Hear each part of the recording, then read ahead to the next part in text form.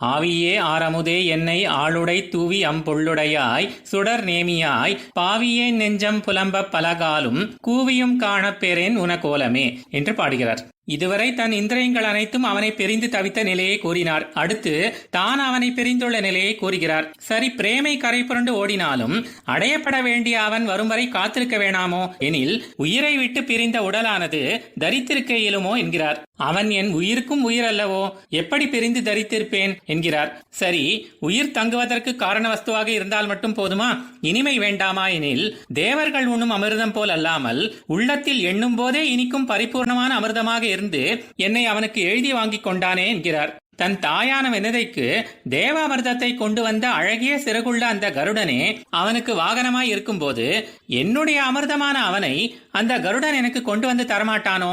வந்தடைவதற்கு உள்ள தடைகள் அனைத்தையும் விலக்கித்தர ஒளிமிக்க அழகிய திருச்சக்கரத்தை கையிலேயே வைத்துள்ளானே.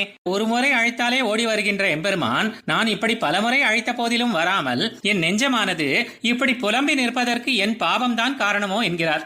சீதையைப் போல அவன் வரும் வரை பொறுத்து கொள்ளாமல் கூவி அழைத்து என் சொரூபத்தை நானே அழித்துக் கொண்டேன். கூப்பிட்ட பின்பும் அவன் வடிவழகை நான் காணும்படி அவன் இன்னும் வரவில்லை. எனவே உடனே வந்து விடுவான் என்ற பெயரையும் நான் கெடுத்து விட்டேன் என்று இப்படி பலவாறாக புலம்புகிறார். ஆழ்வார் எம்பெருமானார் ஜீயர் திருவடிகளே சரணம்.